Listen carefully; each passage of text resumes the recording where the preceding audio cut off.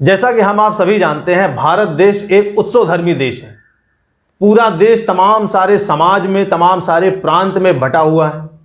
अब इन प्रांतों में, इन समाज में तमाम तरीके के त्यौहार हैं। कुछ त्यौहार ऐसे हैं जो पूरे देश में मनाए जाते हैं, होली, दिवाली, रक्षाबंधन, विजयादशमी। कुछ अलग अलग स्टेट में, अलग अलग क्षेत्र में मनाए जाते हैं, बैसाखी, बिहू, छठ पूजा, ऐसे तमाम सारे हैं। जो समाज है, तमाम सारी जातियां हैं, उनके भी अपने छोटे छोटे त्यौहार हैं और भारत देश के लोग बड़े ही उत्साह के साथ इन उत्सवों को मनाते हैं।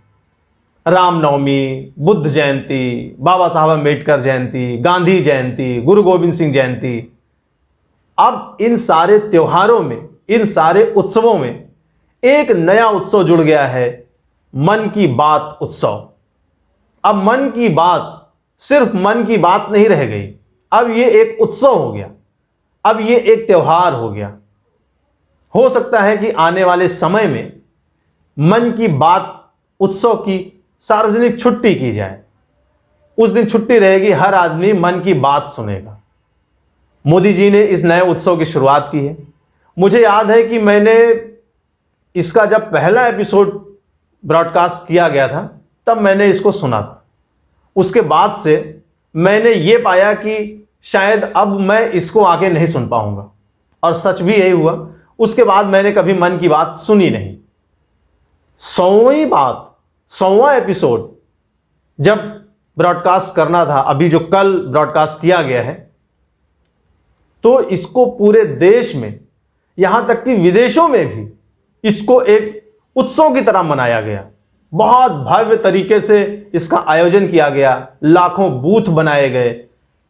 भारतीय जनता पार्टी के कार्यकर्ताओं में एक अजीब सा उत्साह था इस कार्यक्रम को सफल बनाने का, ना कि सुनने का। सुना कितने लोगों ने, यह एक दीगर बात है, लेकिन इसको त्योहार की तरह जरूर मनाया गया। हम सभी लोग प्रतीक्षा कर रहे थे कि मोदी जी इस उत्सव के दरमियान, इस मन की बात के दरमियान बहुत सारी बातें ऐसे कहेंगे जो देश के हित में होगा। तमाम सारे सवालों के जवाब मिलेंगे। पिछले 9 सालों में सबको पता है कि मोदी जी ने कोई प्रेस कॉन्फ्रेंस नहीं की। पत्रकारों के मन में बहुत सारे सवाल हैं, जनता के मन में भी बहुत सारे सवाल निकलकर सोशल मीडिया पर आते हैं। और मोदी जी, जो कि सोशल मीडिया पे इतने सक्रिय रहते हैं, ऐसा है नहीं कि उनको इन सारे सवालों के बारे में पता नहीं है। पत्रकार जो सवाल उनसे पूछना चाहते हैं, वो सवाल भी मोदी जी को पता है। और सबको इस बात का इंतजार था कि मोदी जी आएंगे, मन की बात में किसी न किसी बहाने से वो इन सारे सवालों के जवाब देंगे। लेकिन ऐसा हुआ नहीं। मोदी जी ने केवल अपने मन की बात कही। अब मोदी जी के मन की बात सुनने के लिए लाखों करोड़ों लोग इकट्ठा तो नहीं हो सकते। वो तो तभी सुनेंगे जब उनके मन की बात हो। अब इस मन की बात के कुछ पॉइंट्स हैं, कुछ बिंदु हैं जिन पर चर्चा करना बहुत जरूरी है। मोदी जी ने मन की बात में कुछ 2-4 लोगों का जिक्र किया। हालांकि मोदी जी ने यह भी बताया कि आज के 50 साल पहले जब उन्होंने घर छोड़ दिया था और वो बहुत एकाकी जीवन बिताने लगे थे, तब उनको ये लगता था कि मैं अपने समाज से कैसे जुड़ूं, कैसे मैं लोगों से बात करूं, कैसे मैं उनके बीच में जाऊं। जब वो मुख्यमंत्री हुआ करते थे, तब उनको ये मौका मिल जाता था कि वो लोगों से मिल लेते थे, लेकिन प्रधानमंत्री बनने के बाद उनको ये मौका नहीं मिल पाता। वैसे यहां मोदी जी, मुझे दिक्कत है, प्रधानमंत्री बनने के बाद आपको किसने रोका है लोगों से मिलने के लिए? आप प्रधानमंत्री बनने के बाद भी बिल्कुल उसी तरह लोगों से मिल सकते थे जैसे मुख्यमंत्री बनने के बाद आप लोगों से मिलते थे। जब आप किसी रैली में जाते हैं, किसी सभा में जाते हैं, आप बड़े उत्साह से लोगों के बीच में घुस जाते हैं। वहां तो प्रोटोकॉल आप ध्यान नहीं देते हैं। तो प्रधानमंत्री कार्यालय में लोगों से मिलने में दिक्कत क्या है? जैसे मुख्यमंत्री कार्यालय में आप लोगों से मिल लिया करते थे, वैसे प्रधानमंत्री कार्यालय में भी आप लोगों से मिल सकते हैं। और ये देश आपको इतना प्यार करता है कि वो आपसे मिलके बहुत ही गौरवान्वित महसूस करेगा। अब मोदी जी ने यहां कुछ लोगों का जिक्र किया। वो लोग जिक्र करने के काबिल हैं। Selfie with daughter, Sunil Jaglan, आपने उनका जिक्र किया, बहुत अच्छी बात है। और सुनील भाई के लिए ये एक बहुत ही गौरव का क्षण होगा जब प्रधानमंत्री ने स्वयं उनको कॉल किया। मैं सच बताऊं, मैं ये वीडियो बना रहा हूं और अभी अचानक से अगर मोदी जी का कॉल आ जाए तो मैं तो खुशी के मारे पागल हो जाऊंगा, नाचने लग जाऊंगा। लेकिन बात यहां यह है कि सुनील भाई से बात करने के दरमियान जो उन्होंने सेल्फी विद डॉटर कैंपेन चलाया लड़कियों की सुरक्षा के लिए, उन्होंने कन्या भ्रूण हत्या जो हरियाणा में बहुत ज़्यादा स्तर पर थी उसको बचाने के लिए, कन्या भ्रूण बचाने के लिए, उस रेशियो को मेंटेन करने के लिए, तो मोदी जी बेटी बचाओ बेटी पढ़ाओ का जो नारा है, क्या ये नारा सिर्फ नारे तक सीमित है या जमीनी स्तर पर भी आप इस पर कुछ बात करना चाहेंगे? क्योंकि जब ये नारा पूरे देश में गूंज रहा है उसी समय जंतर मंतर पर कुछ महिला खिलाड़ियां अपने यौन शोषण के लिए धरने पर बैठी हैं, प्रदर्शन कर रही हैं। सबको इंतजार था कि आप इस मन की बात के जरिए कम से कम उन महिला खिलाड़ियों को सांत्वना देंगे, उनको ये आश्वासन देंगे, एश्योर करेंगे कि आप हमारे भारत देश की बेटी हैं और आप वो बेटियां हैं जिन्होंने पूरे विश्व में भारत का नाम रोशन किया है, तिरंगा लहराया है, तिरंगा लपेटकर पूरे ग्राउंड के चक्कर काटे हैं आपने। आपके साथ कोई अन्याय नहीं होने दिया जाएगा और जो भी व्यक्ति जिसने भी आपका यौन शोषण किया है उसको कड़ी से कड़ी सजा मिलेगी। कम से कम आप इतना ही कह देते कि ये जो पहलवान, महिला पहलवान धरना प्रदर्शन कर रही हैं, इसकी पूरी निष्पक्ष जांच की जाएगी और जो भी दोषी होगा उसको सजा दी जाएगी।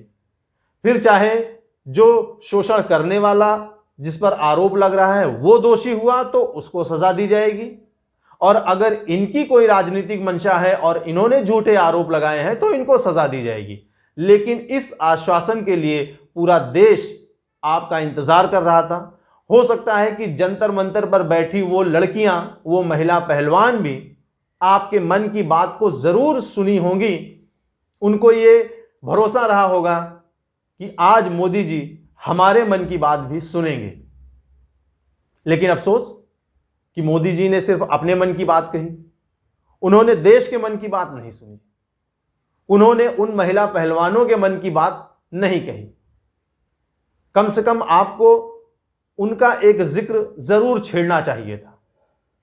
आए दिन महिलाओं के साथ इतने अत्याचार हो रहे हैं, इतने बलात्कार हो रहे हैं, महिलाओं की सुरक्षा कौन करेगा?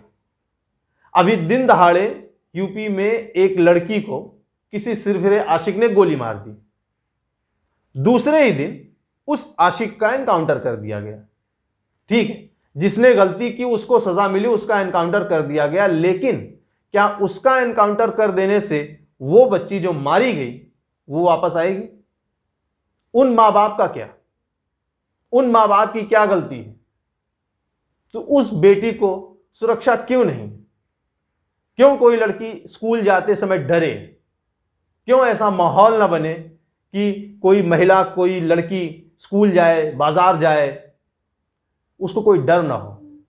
यह माहौल बनाना सरकार की जिम्मेदारी है और कम से कम देश इस बात का इंतजार कर रहा था कि आप इस मुद्दे पर जरूर बात करेंगे। अब आपने जल संरक्षण की बात की, बहुत अच्छी बात है, जल ही जीवन है, एक एक बूंद बचाना बहुत जरूरी है।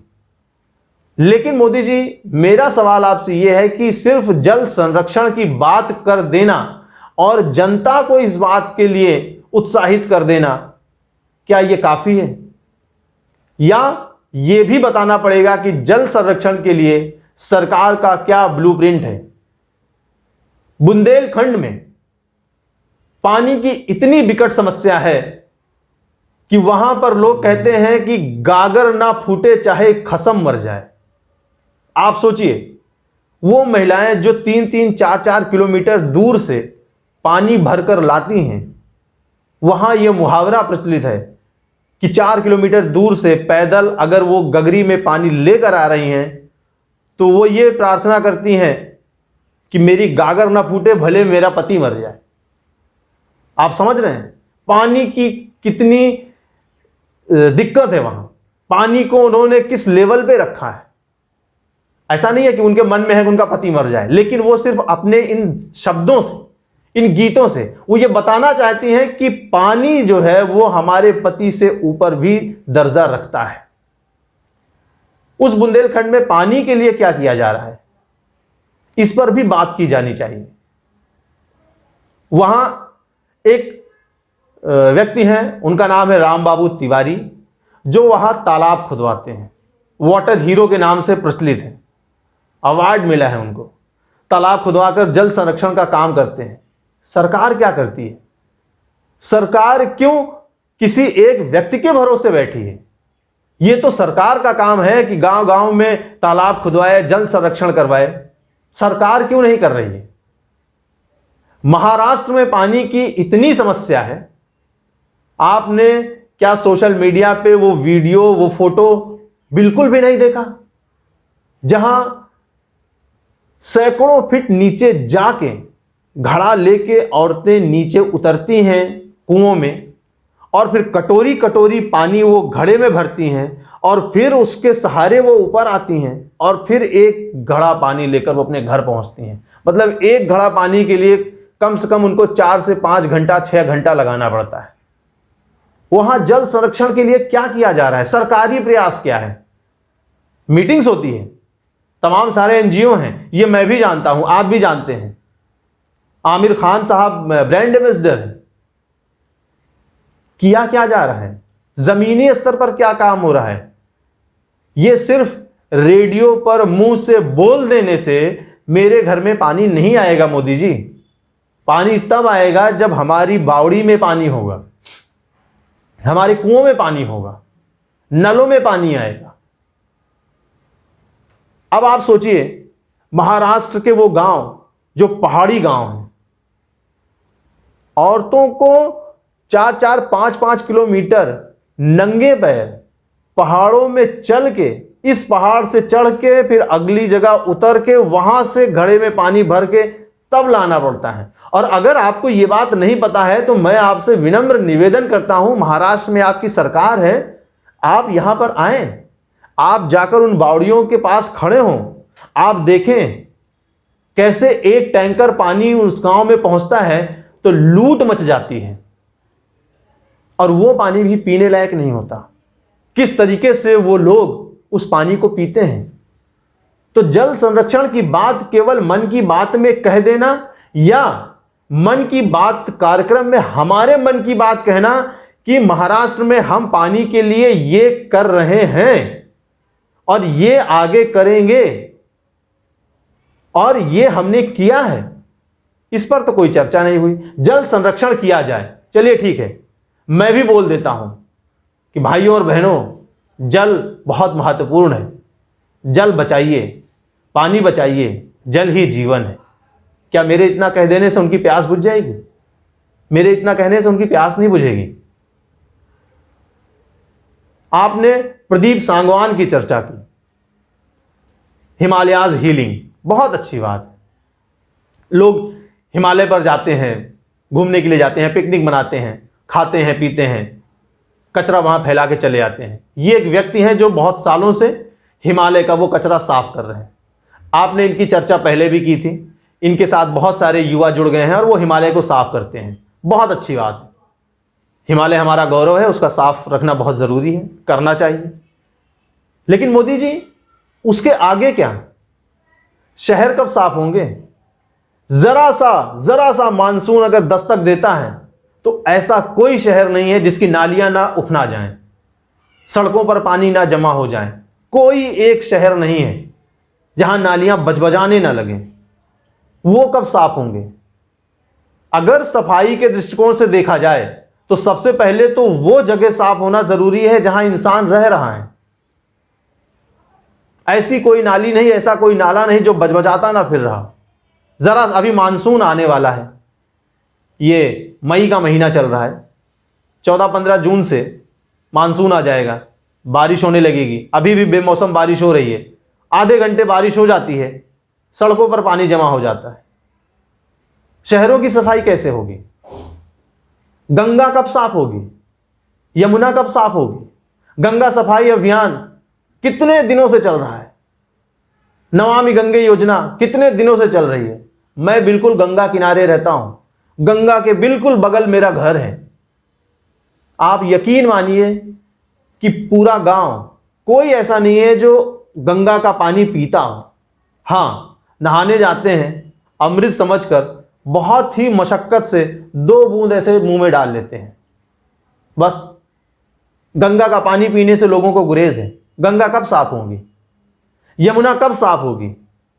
यमुना की सफाई सिर्फ अरविंद केजरीवाल के भरोसे नहीं है, हमने आपको चुना है।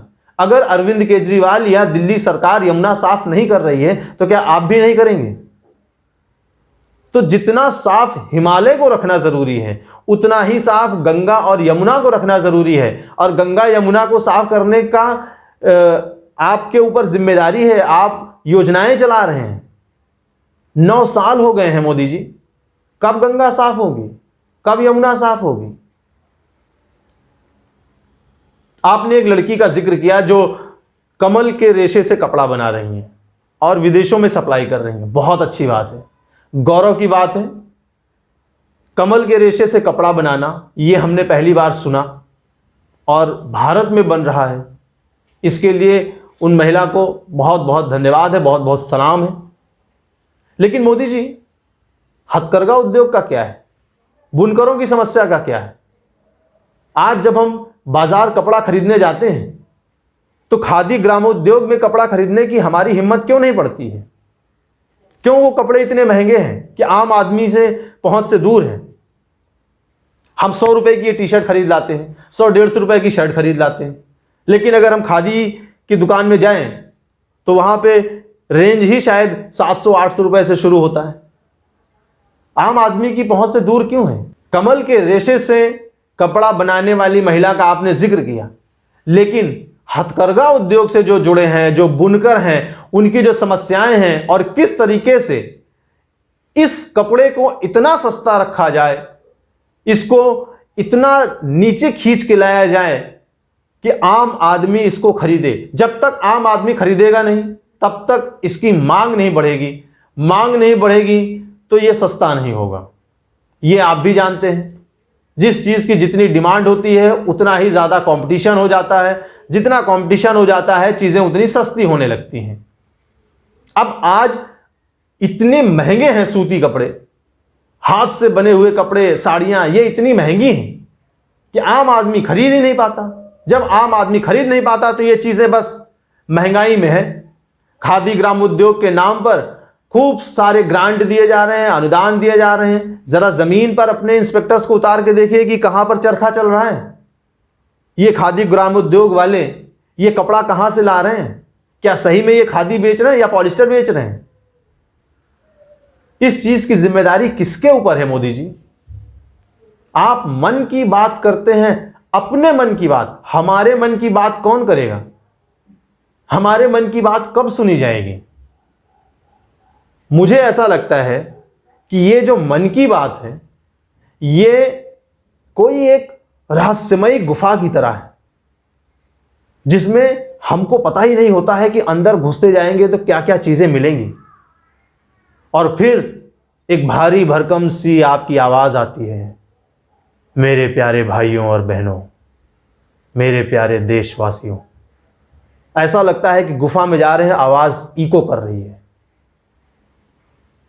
मोदी जी, ये परफॉर्मेंस लेवल तक तो ठीक है, आप रेडियो में बढ़िया बोलते हैं, अच्छा बोलते हैं, किसी भी जो रेडियो कलाकार हैं उनसे बढ़िया आपकी आवाज आती है उसमें।